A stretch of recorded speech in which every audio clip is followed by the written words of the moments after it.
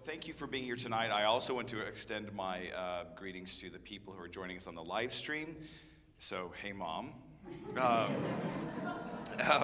And we're really excited to be back in the Long Center for a production after 22 months away. And that number is really hitting home as we are all in a room rehearsing a piece. And, you know, even for Tosca, we rehearsed outside under a big tent and in the unseasonably cool late spring Austin weather. So we're very excited, and it's feeling very real. All of the artists are very excited, and it's a terrific cast who not only are really unique artists and prolific artists, but all bring something really unique to the ensemble, which of course is very important because Le Nozze di Figaro is an ensemble piece. Tonight I thought it would be interesting for us to delve into a question, and that is, how does a plot get furthered by music in opera? And let me break this down a little bit. So even for those not familiar with opera as a genre, surely you recognize some famous opera tunes just by their use in commercials, other pop culture things, right? We hear these tunes. We hear the habanera or the seguedilla. We hear La Donna Mobile, and we know that that's an opera tune. But when it comes to examining these arias and the content of these arias, what we find is that while they are reflective of a certain element of a character, story, a turn of the plot, something environmental, they reflect, but they don't move the action forward. And so that leaves us to, well, what happens in the duets, trios, sextets, finales like we have in Mozart operas. Even those, while something may happen, an event could take place in the middle of one of those, they don't tend to move action forward at the speed that it would take to do the Marriage of Figaro and that amount of text in less than a few days, okay? So we don't want to do the ring cycle version of Le Nozze di Figaro. And also, sometimes those ensembles are actually meant to stop time, right? And to pause, to stop, to kind of hear what's going on with different characters. And so we're still left with the question of, how does the plot get advanced? How does the story move forward and get told? And that is by a device that we have in opera called Restitutive, or recitativo in Italian. You understand this word already because it's a cognate in English for recite.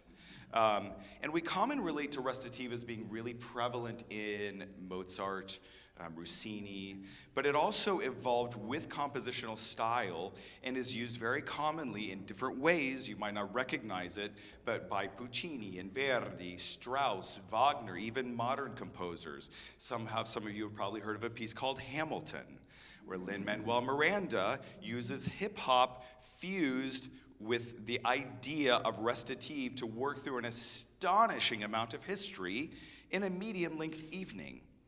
And it's quite brilliant, the way he does it.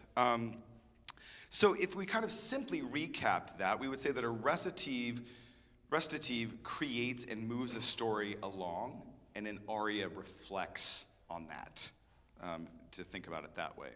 So let me just give you an example from my personal life, and if I were going to compose an opera, how I would do it and how I might structure this. So I grew up in central Kansas, and I had the great fortune of knowing both sets of grandparents growing up. And my maternal grandparents, my grandfather was a cowboy. He was an oil field worker for Texaco his whole career. Rough around the edges, but definitely the guy you wanted on your side. My grandmother was very gentle, Baptist going solo, and also a wonderful woman. And the one thing that they did very, very well together was bicker. At levels that you would not believe, okay?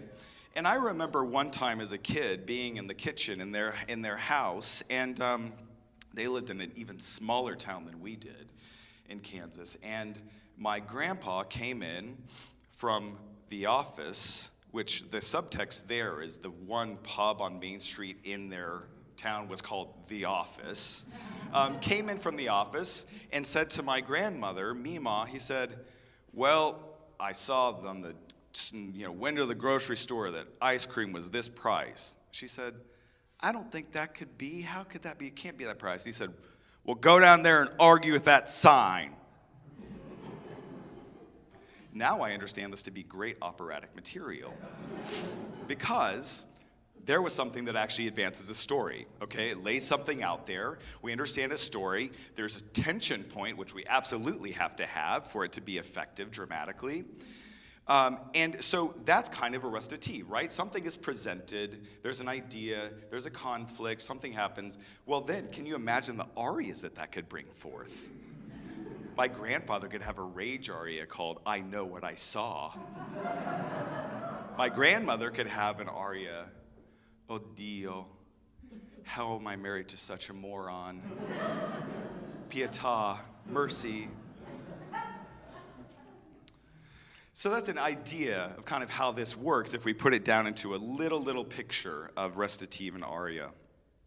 This evening we're going to focus, of course, on Mozart and his famous collaborator, Lorenzo da Ponte, who is the librettist for Così fan tutte, Le Nozze di Figaro, and Don Giovanni, three of Mozart's most popular operas. They had a wonderful collaboration, and so we're going to look at the way they use recitative in the Marriage of Figaro. If we look quickly at a dictionary definition of recitative, the Merriam-Webster defines it as a rhythmically free vocal style that imitates the natural inflections of speech and that is used for dialogue and narrative in operas and oratorios. So in short, sung speech, right, is a good way to think about it. There are two kinds of recitative that we're going to explore this evening. The first one is called secco recitative. Secco is the Italian word for dry. If you see something, you might see this on a wine label, for example. And this is the recitative that you hear that's typically accompanied by a harpsichord or forte piano, which is a very, very early version of our modern piano. Sometimes there's a cello also. In even Baroque opera, you might hear it, and there would be other continuo instruments occasionally joining in. But that's secco recitative. The second part we're going to discuss is Accompaniato, which is accompanied recitative, which is accompanied by the orchestra. Of course, that means it's more structured in nature. By definition, it has to be when you start involving a whole lot more people. You know, one brilliant keyboard artist can follow a bunch of singers anywhere. An orchestra is not able to do that, so it necessitates more structure.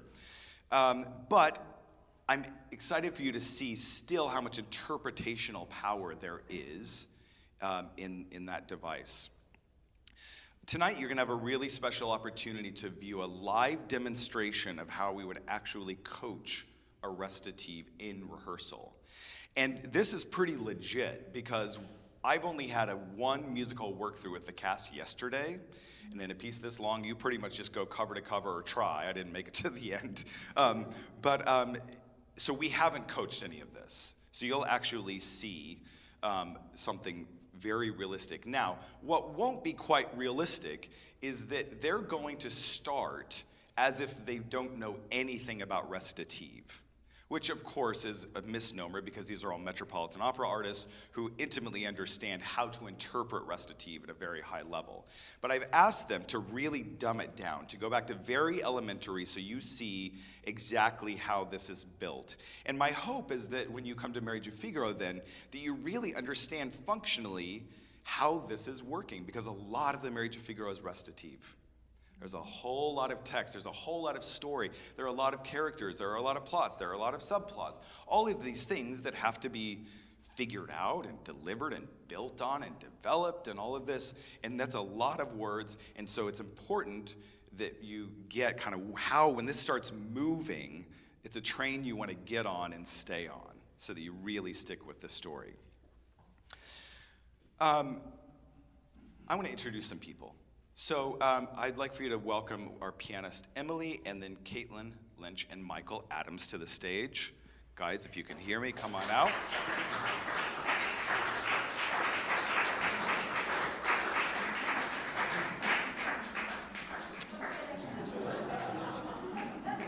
Non c'è nessuno. All right, I'll be right back. Oh, there we go. Come on.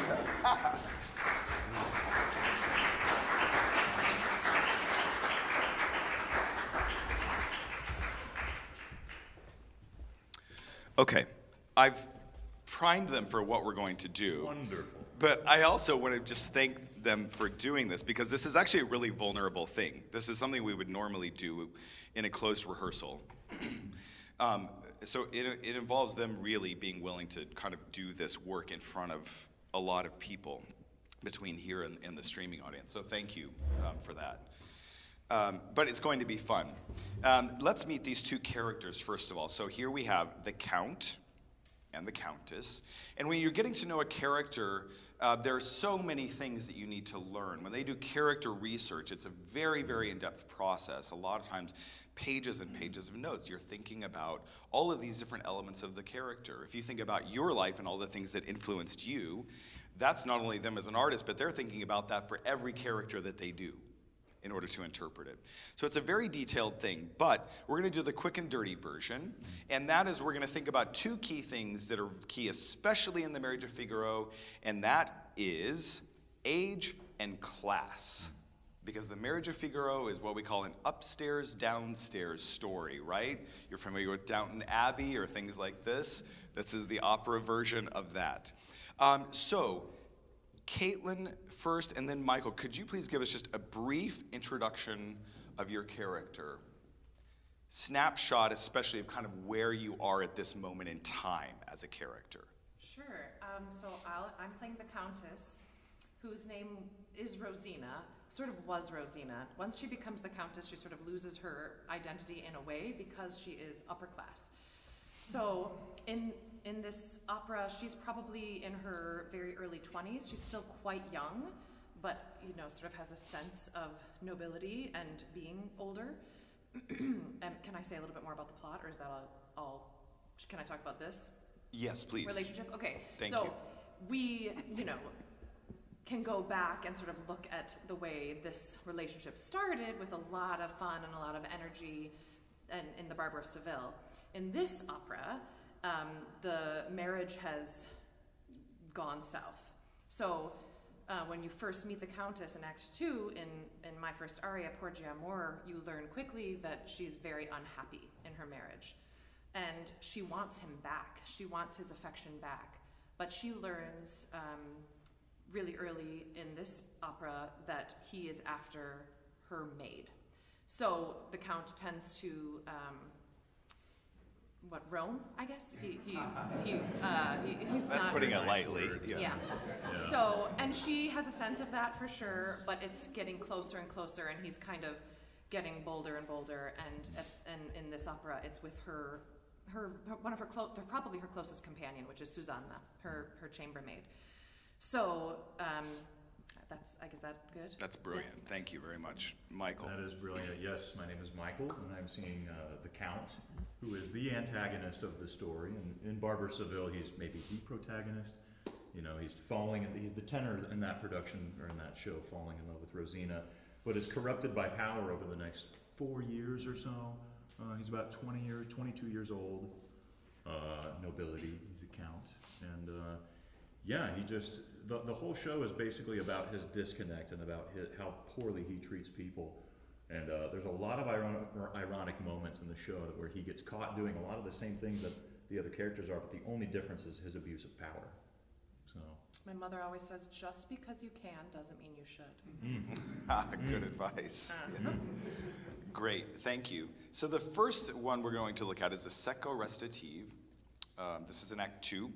And can we give maybe just a brief sort of summation? I mean, sort of we can go through, and I can help with this too, but just sort of line to line. Let's give a little scope of what the English would be here. Mm-hmm. Oh, sure. Do you want to talk about what's happening in the scene a little bit? Maybe. Yeah, if you could set that up a little bit, that would be great. So, the Countess and Susanna have been plotting with Cherubino in the Countess's room. Gosh, it's so complicated. Yeah. I've done this opera more than I've done any other opera, and I still, every time I'm so excited about a new production to be like, what letter again? Like, where is the props in it? There's so many complicated layers to the story. But basically, the Countess is caught in a moment with Cherubino, who really has a crush on her, and she knows that, and she likes that. being dressed as a girl, because that's part of the plot twist, to keep him safe. And so in the moment where the Count comes to the door, she's caught with Cherubino in sort of a compromised position, but she has not done anything wrong yet. Okay, she hasn't done anything wrong. But she feels like she is definitely in a tricky spot. And so the door has been locked, and which is unusual, because normally her door is open, especially to him, because you can't wait for him to come back into her room. But in this moment, he can't get in. The door is locked. And so that's sort of how the recit starts. Mm-hmm. He's like, what's this? This is a new thing. It's not usual for you to have your door locked. What's going on? Mm-hmm. And once I open the door, I say, like that. Like that's really how sort of the recit is set up. Yeah, that's true, but I was just trying on, and he's like, trying on, and I'm like, yeah, some clothes, and Susanna was here with me, but now she went to her room. And so he can tell that I'm weird, right? He can tell that I'm sort of off. And then... Yeah, and I think the best part about it is I've just caught Cherubino with Susanna, and Cherubino was hiding, and so Cherubino was hiding, and I come in to hit on Susanna, basically to try to sleep with her, and Basilio crashes the party, so I start hiding. In opera, everybody's hiding from everybody, right? So good. In this opera, yes. So good. And so Basilio basically catches me in that situation, and then I discover Cherubino, and Basilio sees like all, I don't know if guilt is the right word, because I don't know if the Count feels guilt, in the same way that a normal person would. Just caught, right?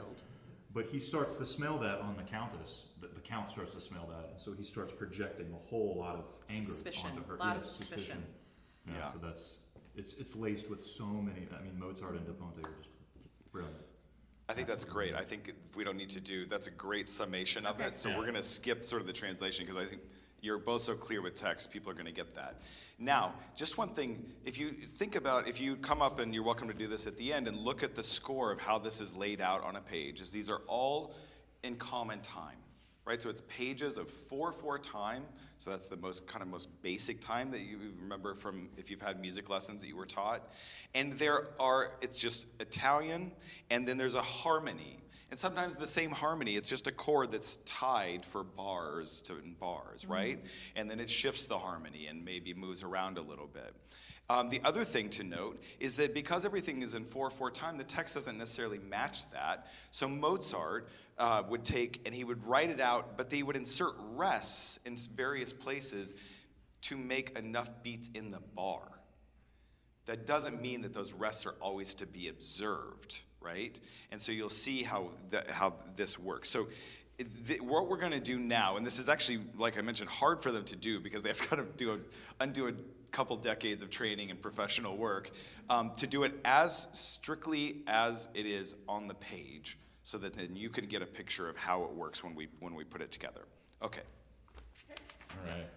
So this is just straight. Straight as it gets. Yeah. No. Do you want to conduct, or should we just be in fourth with each other? I think be as awkwardly straight about it as possible. Yeah. All right, here we go. 1, 2, Yeah, right. 3, 4. Che novità, non fu mai vostra usanza di rinchiuder l'instanza. È ver, ma io stava qui mettendo Via mettendo certe robe, era me con la Susanna che in sua camera è andata. ad ogni modo voi non siete tranquilla. Guardate questo foglio. Il foglio che Figaro gli scrisse. It feels so wrong. Yeah, right. This is good though. Codesto strepito. Okay, so you get the point, right? I don't think anybody wants to go sit in a theater and hear that. I mean, and again, what's interesting is there were even some expressive things that they started to use just because it's second nature for them, right? Even when they were trying to do it very dry. So you see, this is if we just did nothing. If we took it right off the page and performed it exactly as it lays out here. And, I always relate to this idea of, if you go to church, right, and there's liturgy, like the Nicene Creed, and the entire congregation just pauses every time there's a comma, whether you really need it or not, right? And so this is the operatic version of that, right? So what we have to do first is loosen this up. And this is where a lot of interpretation is given to the performer. Is to really bring this to life and bring it to life in their character and how they see the character and how they want you to perceive the character, most importantly. And so deciding how these lines ebb and flow is what builds the interaction between these characters. So let's start and do kind of just that little bit. And by the way, that was out of this particular recit, which is on the heels of another recit, that was not even a third of the recit. So let's do it again and just take out some of the rests and kind of connect the sentences a little bit more the way we would if we were actually speaking the language conversationally in dialogue, okay? Yeah. So we can do that and start to get a little speed and maybe, kind of rhythmically, let's take charge of it a little bit. Okay, Yeah? but not all the way. Well, we want to leave something to surprise. Yeah. Right, of course. Yeah. Yeah, so let's just take out rest and kind of get a little flow going, a little more tempo. Yeah? Flow. Yes. Okay, all right, and. Che novità, non fu mai vostra usanza di rinchiudervi in stanza. There, he's already skipped 2 rests. Right? But what that did was actually make a sentence, right? And that's a sentence that you would understand and respond to, okay? And then she continues. E ver, ma io stavo qui mettendo Via mettendo certe robe, era me con la Susanna che in sua camera è andata. Excellent. This is a great point here. So she actually left several in. Why would that be? Flustered. Exactly. Yes, that's right. that's what I'm That's all right. Because she's trying to portray that, oh, I'm caught. This is bad. This is going to go very, very poorly for me when he finds out, because he's allowed to be a philanderer, but he's also very jealous of her doing the same thing, right? So you get this sort of halting thing. So out of all the rest, she only started to connect a little bit later, right? And then she dropped one to kind of connect a sentence. Good. So now you see us connecting these things. So that's if we start to take some rests out. Now there's this a few other expressive devices that we add to give this even more life. And the first one is called Radopia, and this is something in Italian where we double certain consonants that are not necessarily marked double consonants. So let me just get basic Italian consonant lesson is addio. Right? If you say addio, so it's a double D, A-D-D-I-O. That means later, bye. Yeah? And so you actually, in Italian, for the language to be intelligible, you stop on the double consonant. It has time. Addio. But there are times where conventionally in Italian, you would just add these things. And one of them is, for example, when you refer to God, which is Dio. Italians always say Dio, or O Dio. In fact, a lot of times in Italian now, especially in operas, it's printed in the score as O-D-D-I-O, which is just God, yes? But this is how it's done. So let's do that again, and we're gonna just add in some of these where you start to play with some of the words and you'll start to hear them give emphasis or highlight certain words in a sentence that they want you to connect with. Okay, at the beginning again. Che novità, non fu mai vostra usanza di rinchiudervi in stanza. E ver, ma io stavo qui mettendo Via mettendo certe robe, era me con la Susanna che in sua camera è andata. Good, okay, excellent, right? So already you can see we're layering on here, right? This is getting better and better and better. 2 more things to go. There's one, the next convention that we use is called a Paja Toure. And this is something that is not necessarily written in the score, but was expected by especially Baroque and classical era composers, is that they would write a line, but then they would expect on stressed syllables, especially on important words, that you would sing above the note and then resolve it, yes, to kind of create some extra interest and tension in the line. Now, depending on how you interpret this, a lot of people only do appoggiatures when it's a step away. I don't even mind if it's below, or sometimes from an interval if you're really wanting to get a point across, okay?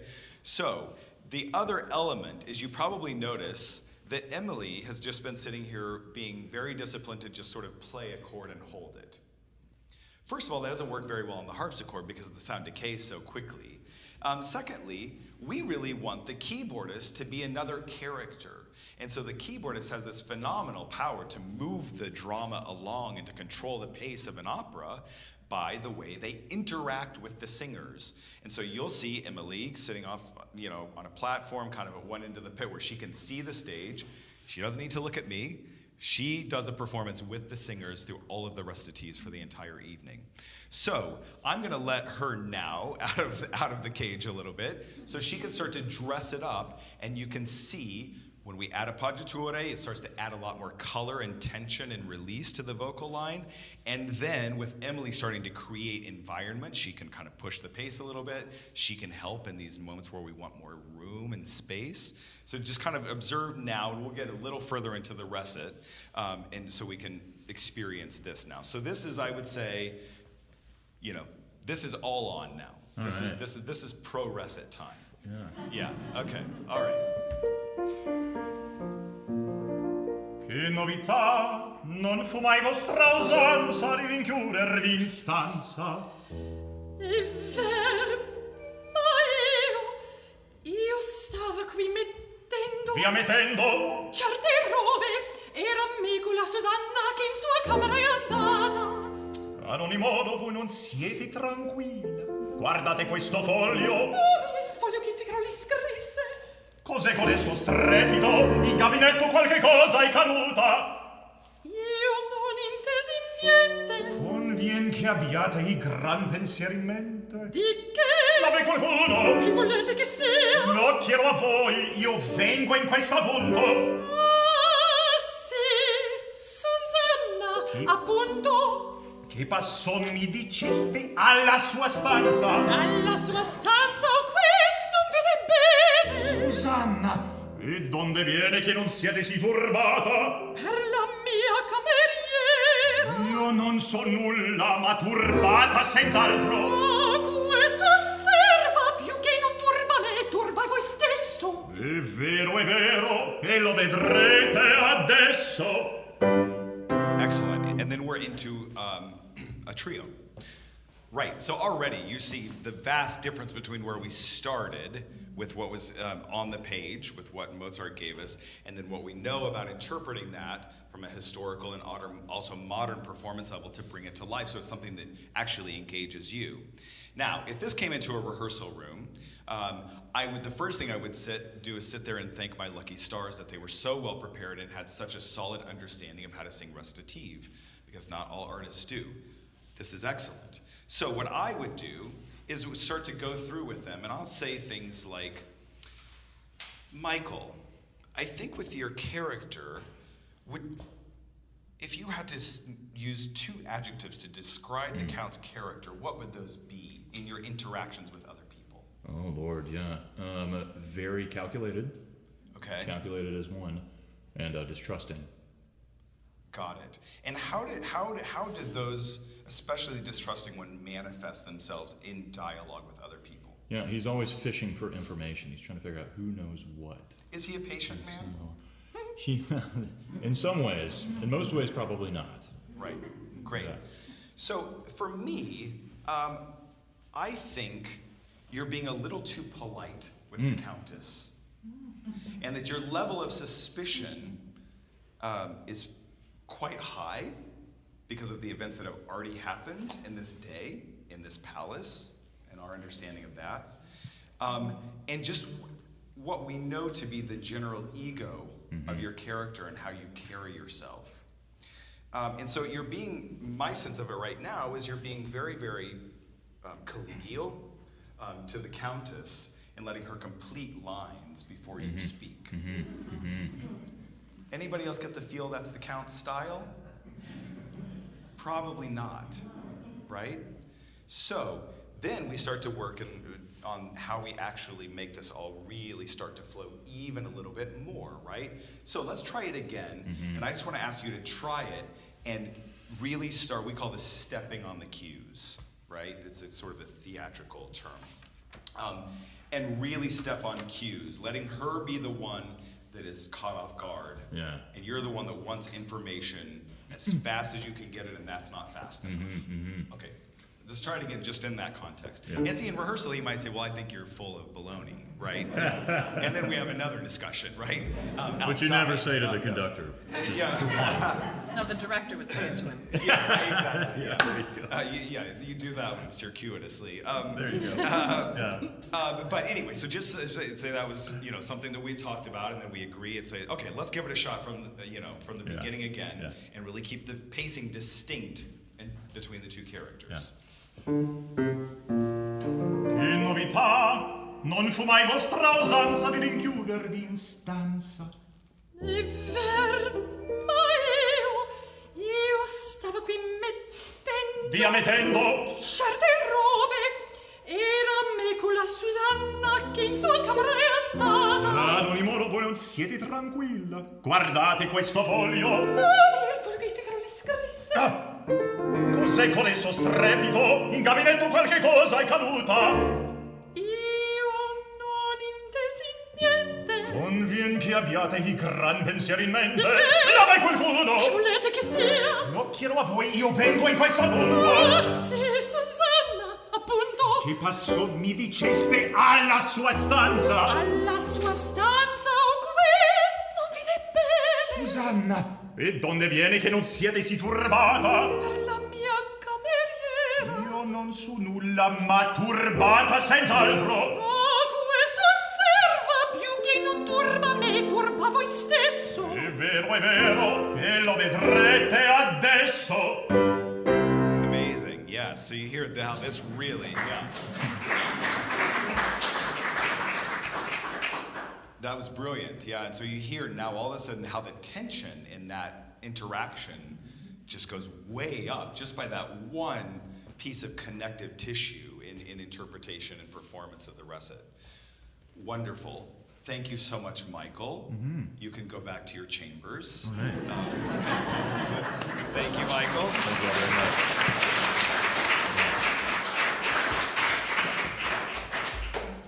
So the next one we're going to talk about is the one that I mentioned, accompanied Restitutive. This is the one that is accompanied by the orchestra, almost always just the strings. Occasionally there are other instruments, especially when you get into Verdi and later, that have other instruments in an accompanied Restitutive. For Mozart, it's almost always strings.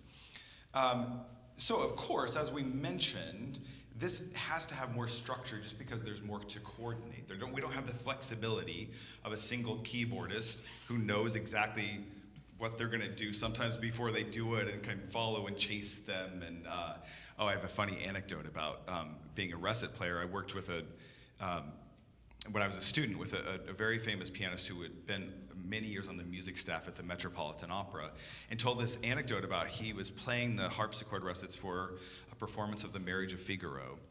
And of course, when this is going on, sometimes I play my own recitative, so there will be a harpsichord at the podium. I'm not doing that for this production, but in this particular production, that conductor was not either, and it happened to be a very famous conductor named James Levine. And Warren was sitting over and playing the recits, and they got to a certain part in a recit in Act 3, and one of the characters got lost and skipped ahead in the recit. And of course, Warren knew exactly what was going on. Boom, got there, kind of played a note to cue everybody where they were, etc. Then the singer got lost again and skipped back to a recit in Act 1. And Warren's favorite part of the anecdote was that he was sitting there kind of trying to fix this and watching one of the most powerful conductors in the world stand helplessly on the podium watching it all go down. What happened? I mean, they got it back on somehow. From Act 1 back to Act 3? Yeah. Wow. So anyway, I'm not as powerful as you think, just saying. Okay, so this is Act 3. Could you give us a little... I'll do it. Yeah. Go ahead. I'll have a crack at it. Okay. I might fill in. That'd be great. And if I make any mistakes, point them out. All right. Yeah, okay. So this is the Countess, and she says, "E Susanna non vien." is, that Suzanne is still not here. They've hatched this plan, right? That's a very complex thing, and you'll learn all about it when you come to the opera. And she's anxious to know about what happened with the Count and his reaction to their proposal. And she feels like it's very risky, what they're doing. But with a husband that is so impetuous, what other choices does she have? That she's trying to get his attention. She's trying to get him to realize that she's still very much in love with him, and wants him to be faithful and desirous of her and not other women. How am I doing so far?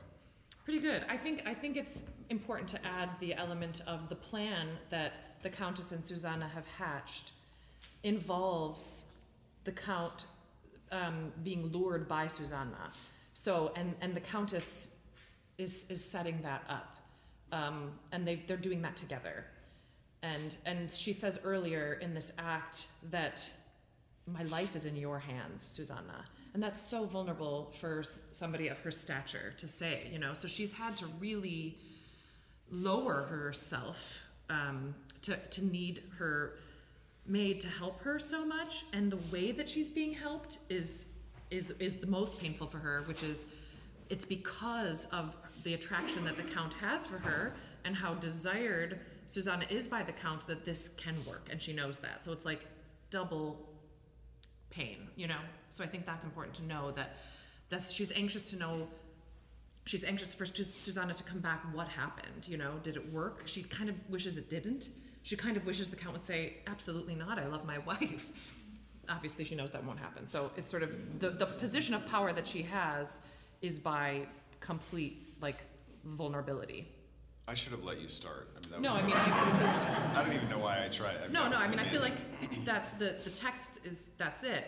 It's like because of his jealousy, he's gonna get caught. Because of his absurd ego, this might work. It's like using all of his deficits against him. Yeah. And so that's the plan. Great. But she's having to build herself up, and this is the saddest part of the rest. I think when she says, "But what's wrong? What's wrong with this? What's the big deal? I'm just gonna switch my clothes with her. She's gonna switch her clothes with me."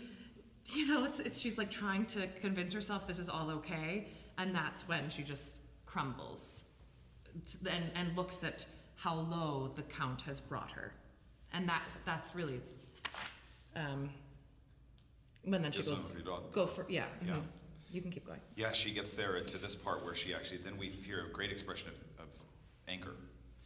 She says, I'm reduced by a husband cruel, whom after having with me a mixture of infidelity and jealousy, disdain at first love, then offended and finally betrayed, forces me to now seek help from my servant. Really what you were getting to, right, of the range of emotion. And then interestingly, with the aria that follows this accompanied recit, it's her famous aria Dove Sono, which interestingly is far less text than the recit itself. Yeah. But is this beautiful aria that's in C major, which for Mozart is a very hopeful key. And this harkens back to, she's singing, where are these lovely moments of sweetness and pleasure? Where do they go? And so she's kind of reflecting, and this is where we get to what we talked about, reflection, right?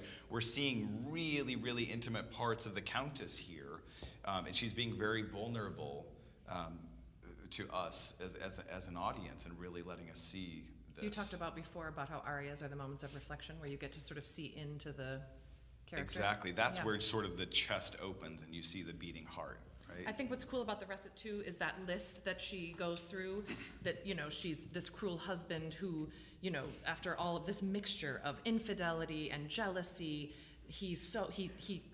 there's part of Act 2 where he's just so cruel to her and hateful. He's just disgusted by her, and he tells her so, and he tells her to leave. But first, there was love. And that's a moment that's included in this list of things. She can't forget that. And I think that's what leads to the aria, her ability to say, first there was love. Where are those moments? Where have they gone? Can we get our group back? That's right. That's right. So what you'll see here in this accompanied russet is, though the orchestra is playing, there's some variability to it in that they don't always have to be playing in exactly the same tempo as the singer. In fact, sometimes in an accompanied russet, the orchestra is different because they are doing something different. They are commenting, right? Oftentimes we see Mozart in an accompanied russet commenting with some musical figure that is giving subtext or something that the singer is not saying, but something that they may be thinking, right? Or it might provide punctuation. It might provide inspiration for a new idea. So I'm gonna lead this one a little bit because we've actually only blew through this yesterday briefly, and we can kind of talk about it a little bit and sort of how this moves and flows. So we're coming out of something else, and she hears. E Susanna non vien. Sono ansiosa di saper come il conte accolse la proposta. Alquanto ardito il progetto mi par. E ad uno sposo sì vivace e geloso. Ma che mal c'è? Cangiando i miei vestiti con quelli di Susanna e suoi commiei al favor della notte. Oh cielo, a qual umil stato fatale io sono ridotta da un consorte crudele, che dopo avermi con un mesto inaudito d'infedeltà, di gelosia, di sdegni, premamata,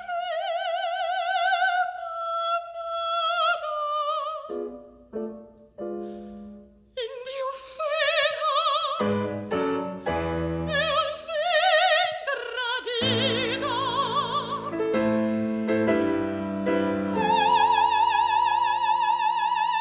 Miar cercar da una mia servaida.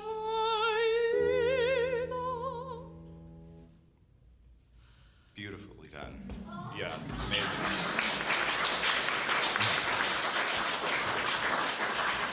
So now, again, I would thank my lucky stars that I have a great soprano who knows this so well and has so many ideas you see, from that she's bringing to the table before we even look at it. But in the accompanied russet, it's really important that she and I are on exactly the same page. And so that we're understanding how we are feeding each other and interacting dramatically throughout this, right? So I take over from Emily doing that job, and then I have to be able to translate that to the orchestra. So I just want to point out a couple spots. She says, "E Susanna non vien," and we hear this, and one more, and there you go. Okay, questioning. We end on a 7 chord, so there's no real resolution quite yet, but we're wondering. And then we have the next figure, and then she says, she's still wondering, and then they're in bar 4, Emily, and then we have this sort of fluttery thing, and right? One can imagine sort of the heart fluttering there. What's happening? This is palpitation, right? This is Mozart's version of telling us how she's feeling. It's kind of bold. Yeah. That's what I think she's like, oh, this is a little... It's way out of her comfort zone. Totally. Right? And then it's interesting, then all of a sudden, let's just play this chord at the beginning of bar 8 there. And 1. Okay, what does that do? That does something very different. We haven't had anything of that dynamic. It's voiced wider, meaning bigger range of sound than we've heard so far in the aria. And it's loud, it's forte. So to me, this is, well, I don't know. How do you see that chord interacting with you? I'm just so happy to be doing this right now because it's like bringing things to new life. Well, I think it's the jealousy. I think that's what it is. I think it's right before she says, and he's so jealous. A husband's so jealous that the irony of that, right? That she's been so loyal, so faithful, waiting, and he's philandering all over the place, and he's the one who's so jealous and always on her and suspicious of her. I think that's just kind of like wit's end moment. Yeah. What do you think? I agree with you, and I think what's interesting is the two words before that chord are si vivace, which, vivace we think of often in a tempo, like fast tempo, but si vivace in context means so impetuous. And so, we've had this of you having these palpitations, and boy, this is a risky plan. Is it going to work out? But then as soon as you start talking about him, the temperature goes up really quickly, right? Because then you get e ad uno sposo si vivace, ba-bam, e geloso, and then we're in a faster tempo. So it's sort of like you start that journey, for me, at e ad uno sposo, and then leads to si vivace, ba-bam, e geloso, so that we phrase all the way so that the allegretto, which is actually, a little faster than that, after geloso, jealous, It's like she is says inspired si by vivace. that. Yeah, well, yes. Yeah, it's like it's si vivace and yes. right? It's And- like the orchestra's like, yeah. Exactly. How about that? Right. Yes, confirming exactly. And then we have that movement, jealous, right? yes. He takes this lilting kind of thing that he's been doing, this commenting on how nervous she is, and he turns it into it's faster, it covers more range, and it modulates us, right? So this says we're definitely going on a different track now. The other thing that we look for as clues in recits a lot, in all of Mozart, but especially in recits, is punctuation. And after geloso, it's an exclamation point. Sometimes in librettos you'll see ... That tells you something, sometimes period, comma. But the exclamation point tells us exactly what the orchestra needs to do there. I'm wondering if we could back up and go from a quanto ardito in bar 5 and just do kind of through up to the andante, just so they hear scope here. Alquanto ardito il progetto mi par, e ad uno sposo si vivace e geloso. Now we change gears. She takes a second and she says, but what harm is there in doing this? Ma che mal So you hear the response there from the orchestra. They say, oh, it could be okay, except we're not going to play exactly on the beat. Which is a good clue that it's not going to be okay, right? Da, ti, ta, ti, right? No, that it doesn't matter what key that comes in. That spells trouble down the road for Mozart, okay?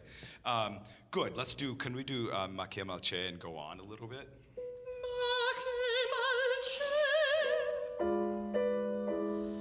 cangiando I miei vestiti con quelli di Susanna e suoi commiei Still nervous, a right? favor della notte. Now we shift gears. She says, oh heaven. O cielo, a qual umile stato fatale io son ridotta da un consorte crudel. Great. So there we have another gear shift, right? So she's lamenting. What's okay? We hear that cha chi cha chi, and then she says, "Oh heaven, what a pathetic state, dreadful! I've been reduced to by a husband cruel." Jajam, jajam, right? So we see we're on this emotional jungle gym, and now we're at the top of the slide again, right? It's getting very intense. Yes. How does that pace for you? What is it, Ma che mal c'è, what is this subtext for you?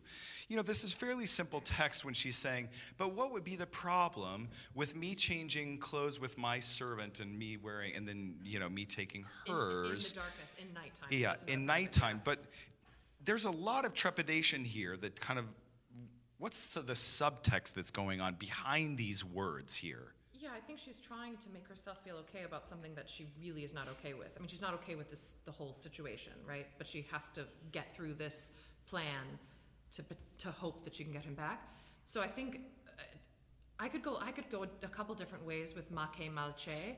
I feel like it could be like, well, what's the big deal? Or, but what's the big deal? Like, you know what I mean? I feel like it could go. Interesting. And it kind of. So I think that's starting the new not on the beat gesture, right? Yeah. I think I've always sort of thought of it as, well, what's the big deal? But I kind of wonder, like, in this moment, in front of other people, a different approach. But I don't know. What do you think?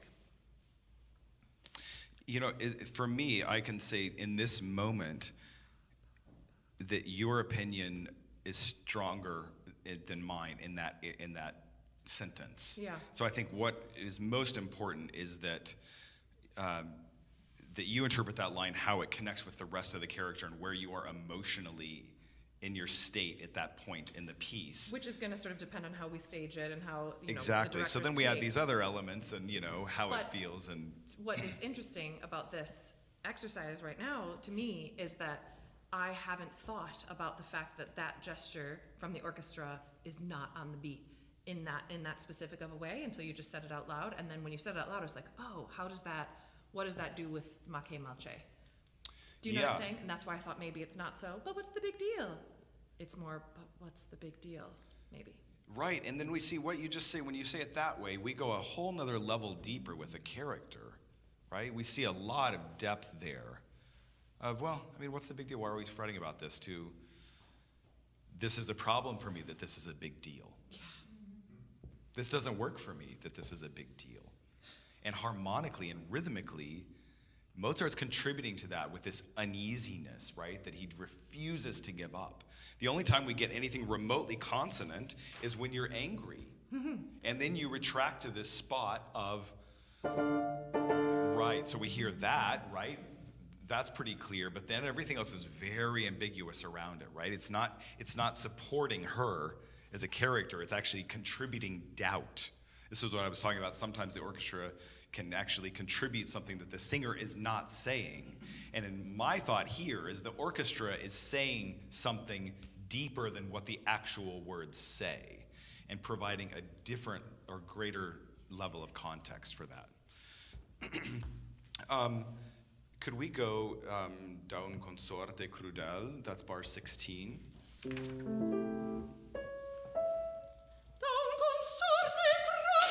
Che dopo avermi con un mesto inaudito d'infedeltà, di gelosia, di sdegni,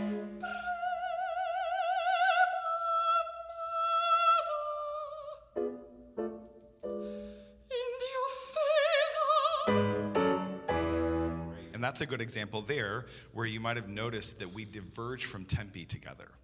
Right? Because for me, there's a commentary there. Prima amate, first love. Jin chan chum, in di offesa. She speeds up, but the orchestra says bam, bam, bam.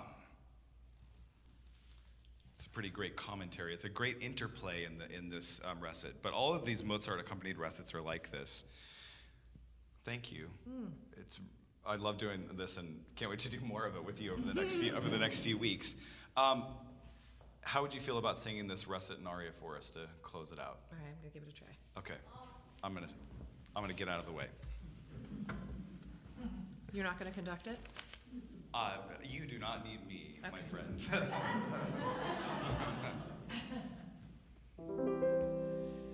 e Susanna non viene.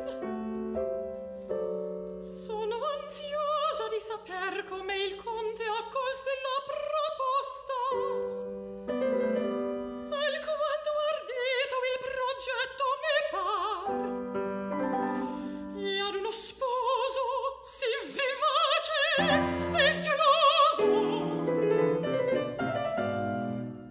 Ma che mal c'è? Cangiando i miei vestiti con quelli di Susanna e suoi comiei al favor della notte. Oh cielo, a qual umil stato fatale io sono ridotta da un consorte crudel che dopo avermi con un mesto inaudito d'infedeltà, di gelosia, di sdegni, premamata,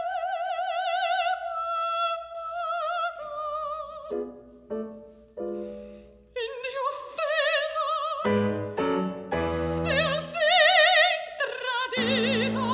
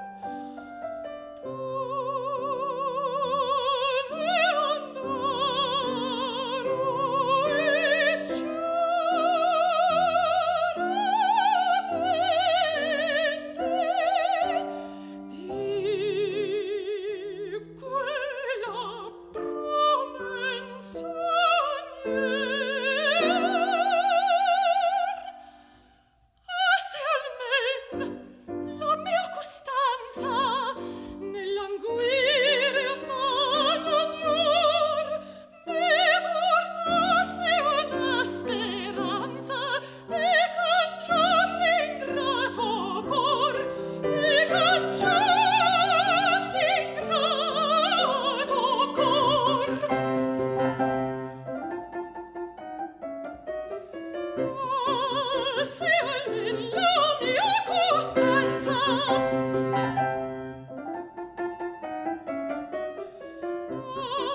se almen la mia costanza nell'anguere abbandonior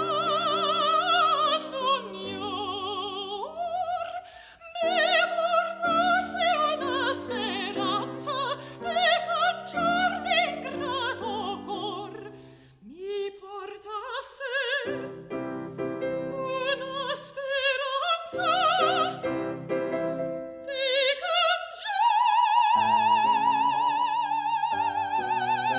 l'ingrato cor di cangiar l'ingrato cor di cangiar l'ingrato cor di cangiar l'ingrato cor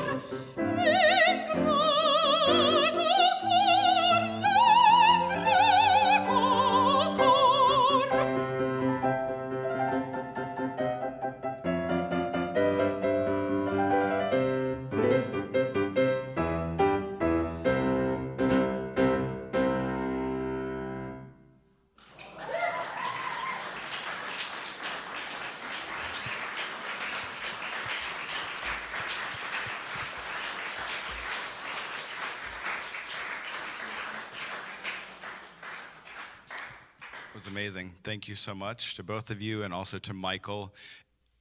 It's great that you get to have this up-close experience with this. This is a really special thing, and I hope that lands to be in a room with artists like this, with performances like that. So we have a whole cast of those, and so we hope that you will come and bring your friends. And again, I want to thank you for joining us, and we're thankful for our colleagues at KMFA for this beautiful space and letting us host this here tonight, and to all the artists involved. And we can't wait to see you at the opera. This will be available online in a recorded format. So for people who didn't make it, or people you think, if there are people you think might find it interesting, please forward it on to them. You can also watch again. If you have any questions, you can feel free to email me. I read email and I will answer. Thank you for coming. It's really great to have you here, and we are really, really, really excited to perform for you again in the Long Center for this production. Thank you so much. Have a good evening.